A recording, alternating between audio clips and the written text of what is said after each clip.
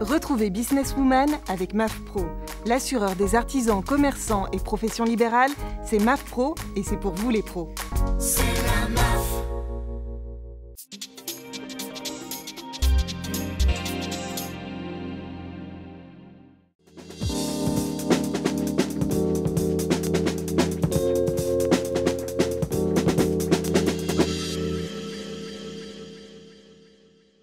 Bonjour à toutes et à tous, vous êtes dans Businesswoman, une émission en partenariat avec la MAF Pro et l'AFE. Sur Facebook, avec mes invités du jour, nous attendons vos réactions et vos questions. Je le sais, vous êtes toutes concernées par cette émission car c'est une émission spéciale coaching pour développer vos potentiels. Quels sont vos atouts, vos ressources, comment les exploiter? Vous allez tout savoir grâce à 3 femmes spécialistes dans le domaine. Isabelle Stemmer, vous êtes experte en networking et co-auteure du livre « Tu te lèves et tu décides de développer ton réseau ». Bonjour. Ève Chegaré, vous êtes coach en communication et chroniqueuse sur BFM Business. Bonjour à tous. Et Evelyne Platnik-Cohen, vous êtes également auteure, mais surtout la fondatrice de Booster Academy, un groupe de centres d'entraînement intensif à la vente. Bonjour. Alors entreprendre, c'est oser, c'est décider, c'est agir. Et pour cela, il y a une chose importante, c'est le conseil que vous aviez aussi, Ève, c'est de savoir qu'il faut bien se connaître. En quoi c'est important ? C'est quand même... J'aime bien votre introduction, parler des ressources, comment on utilise ces ressources. Moi, il me semble que la ressource numéro 1, c'est soit sa personnalité, son histoire, bien sûr, les écoles, quand on a fait des études, etc., mais vraiment tellement d'autres choses. Et prendre un moment dans sa vie, dans les moments charnières, par exemple monter sa boîte, mais aussi changer de job après tout, pour voir comment on fonctionne, qui on est, quelles préférences on a, sur quoi on a de l'impact, ça me semble essentiel. Mais c'est si facile que ça, Evelyne, de déterminer qui on est ? Alors, qui on est, c'est très important. Et d'ailleurs, Ève est un excellent coach pour déterminer qui vous êtes. Après, il y a aussi la façon qu'on a de se raconter. Parce qu'il y a qui on est, mais qu'est-ce qu'on a envie de projeter en définitive. Donc, il faut aussi un peu se pencher sur soi, mais aussi sur le futur et la prospective. Qu'est-ce qu'on a envie de raconter? Quel est notre projet? Et pour ça, on peut avoir un projet, mais ce qui est assez amusant quand on écoute les projets des gens, c'est que très souvent, ils ont l'impression d'être très différenciants. Et en fin de compte, il faut savoir raconter un projet et le rendre différenciant. Donc, la première étape, quand vous avez un projet, il n'est pas si différenciant que ça. Il ressemble à beaucoup d'autres projets. Donc, il y a un vrai travail à faire et ce n'est pas quelque chose qui est facile et évident à faire pour pouvoir raconter son projet de façon différente. Et il y a une promesse à construire aussi, qui est le truc qu'on n'apprend jamais à l'école. Hein. Un projet, il a de la valeur que s'il change quelque chose pour quelqu'un. Donc, c'est vrai qu'à un moment donné, il faut basculer de qui on est, ce qu'on fait, à quoi ça va servir, comment ça va changer quelque chose pour les autres. Et ce que j'ai appris, moi, justement, dans le livre que vous avez coécrit, Isabelle, c'est, si je comprends bien, que pour entreprendre, il faut à la fois, du coup, faire et être, c'est ça ? Oui, tout à fait. Et puis, il faut surtout oser faire et ne pas avoir peur de faire des erreurs, parce qu'on apprend en marchant et on apprend de ses erreurs. Dire, c'est bien, mais faire, c'est aussi apporter la preuve de ce que l'on dit. Et pour nous, les femmes, est-ce que justement, Ève, il y a des potentiels particuliers pour se connaître, qui on est? Est-ce qu'on est vraiment différent des hommes? Alors, nous, les petites choses fragiles, ah mais non, je me trompe, ça c'est dans des siècles passés. On peut prendre les choses de debout. On peut se dire, voilà, on a des potentiels dingues, on fait plein de choses dans nos vies, et en général très jeunes, et donc on n'a pas besoin d'accompagnement différencié. On peut aussi se dire, voilà, dans les faits, pour l'instant, il y a encore pas mal de femmes qui ont des idées de création d'entreprise, mais qui se censurent pour le passage à l'acte, qui ont des projets peut-être en volume de business, quelquefois un peu moins ambitieux, ou en tout cas les chiffres paraissent moins importants. Donc tant qu'il y a ce constat-là, oui, peut-être qu'on peut apporter plus d'attention ou quelque chose de spécifique pour les femmes. Travailler sur le rapport à l'argent, oser en parler quand on monte son projet. On va parler de fric tout le temps, du matin au soir. Il faut faire copain-copain avec le fric, surtout qu'on veut en gagner. Donc ça me paraît essentiel. Et le travail sur la confiance en soi, moi j'ai coutume de dire que ça se décrète, la confiance en soi, parce que ça vient en pratiquant. Donc il faut y aller, il faut se faire violence au départ. Mais pour gagner de l'argent, justement, il faut du réseau. Quand on entreprend, on nous parle souvent du réseau. Mais c'est quoi ce réseau, juste, Isabelle ? C'est simple, le réseau, c'est toutes les personnes qu'on a rencontrées durant les différentes tranches de vie qu'on a traversées. C'est aussi simple que ça. Il faut juste se souvenir de tout ce que l'on a fait depuis le début et de toutes les personnes que l'on a rencontrées, et puis les cartographier, les lister et re-rentrer en contact avec elles si jamais on a perdu le contact. C'est toutes ces personnes-là, finalement. Sachant qu'effectivement, toutes ces personnes-là ont elles-mêmes un réseau et donc du coup, ça s'étend à l'infini. Mais en quoi c'est important, justement, ce réseau? À quoi il va nous servir?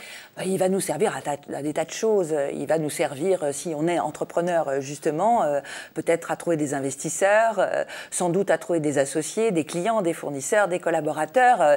Il va nous servir à avoir des recommandations pour entrer plus facilement en relation avec d'autres personnes. Il va nous servir à valider notre projet. Il va nous servir à des tas de choses. Mais comment développer son potentiel commercial? C'est assez lié, finalement, les deux. Est-ce que le réseau sert à développer son potentiel commercial? Comment on l'utilise, Evelyne? Bien sûr. C'est une partie. Alors ça, c'est intéressant parce que c'est une partie de son développement. Si on veut tout miser sur le réseau, ça ne va pas non plus fonctionner.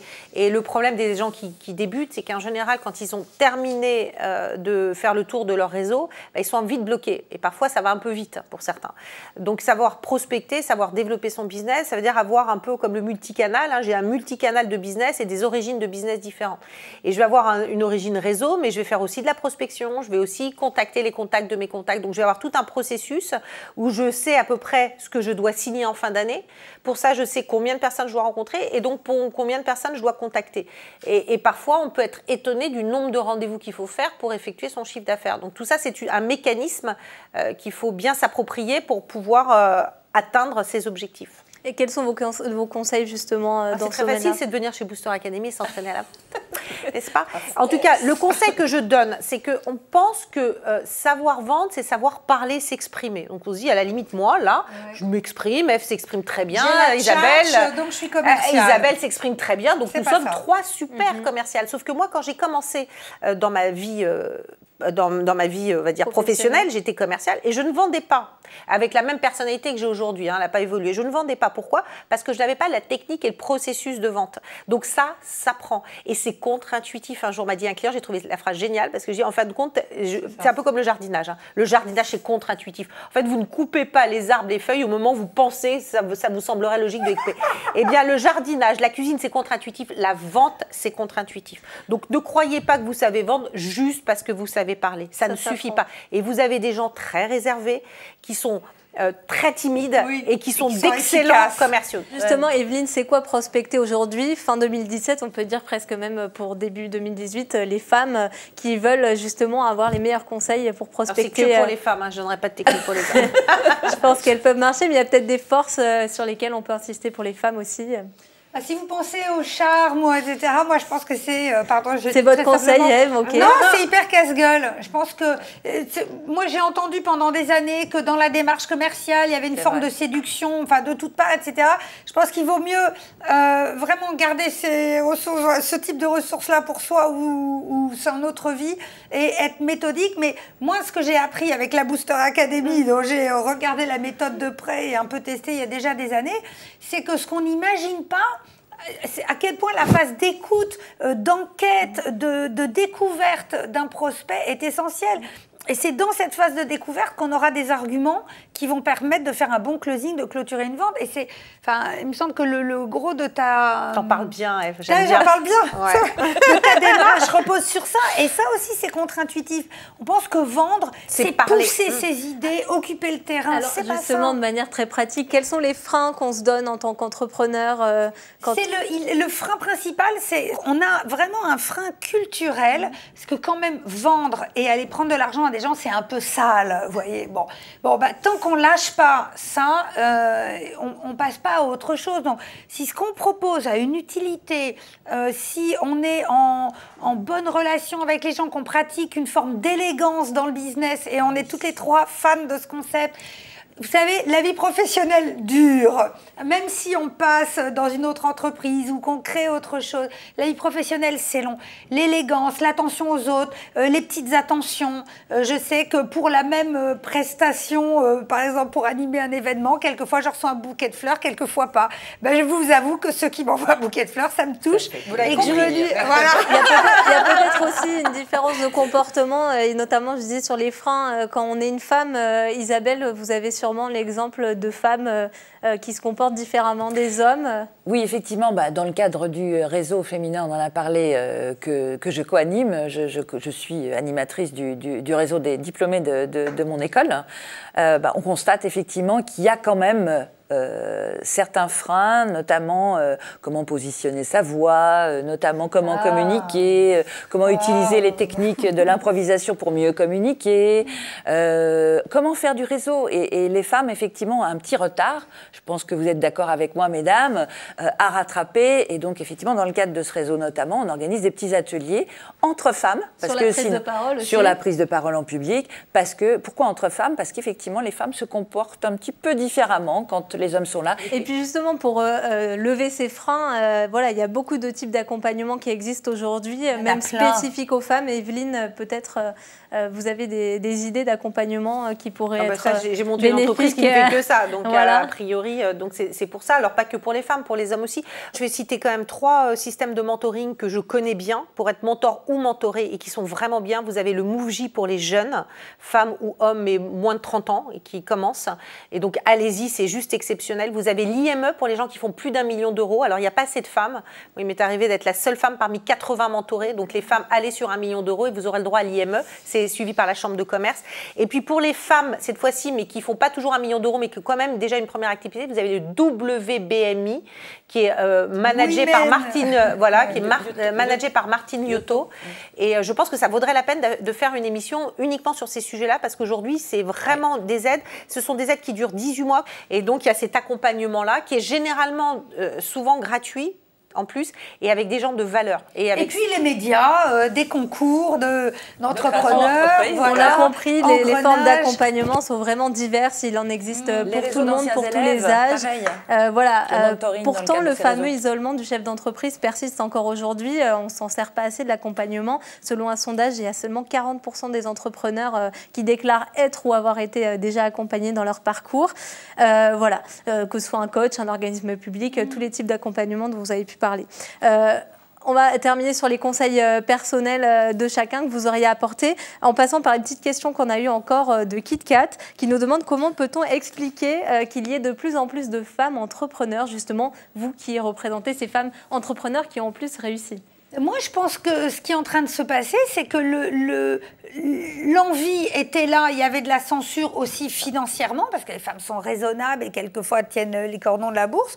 Ce tabou-là est en train de se lever. Et justement, l'information généralisée, les structures d'accompagnement, année après année, aident à lever cette autocensure. Et les femmes sont là. Et puis elles ont envie, quoi. Elles ont autant d'idées de business. Et puis, Internet a contribué, bien sûr. Et vous, quel serait votre dernier conseil que vous pourriez apporter, Isabelle, pour les femmes qui entreprennent, justement, puisqu'on en parlait? Eh bien, surtout qu'elles osent, et qu'elles... le réseau ne peut apporter que ce que l'on demande. Donc, du coup, qu'elles osent demander, je crois que c'est le principal frein auquel elles font face à l'heure actuelle. Donc, oser demander ce dont on a besoin. Pour vous, Evelyne? Moi, je dirais qu'elles sachent que savoir vendre, c'est un super pouvoir. Et que le jour où elles auront ce super pouvoir, elles verront qu'elles peuvent se fixer tous les objectifs qu'elles veulent. Donc voilà, c'est pas être gestionnaire. Hein. Quand j'ai zéro, quand j'ai rien à gérer, ça sert à rien d'être gestionnaire. Donc savoir vendre. Merci en tout cas à toutes les trois pour avoir participé à cette émission et pour vos conseils, vos partages d'expérience. On continuera à vous suivre bien sûr sur les réseaux. Quant à vous, je vous donne rendez-vous le mois prochain pour d'autres conseils et d'autres rencontres avec des femmes qui réussissent encore. Et n'oubliez pas, derrière chaque businesswoman, il y a une vocation, la vôtre.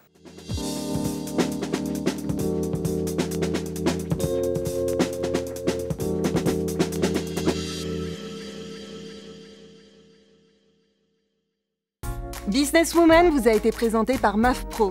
L'assureur des professionnels et de la santé collective, c'est MAF Pro et c'est pour vous les pros. C'est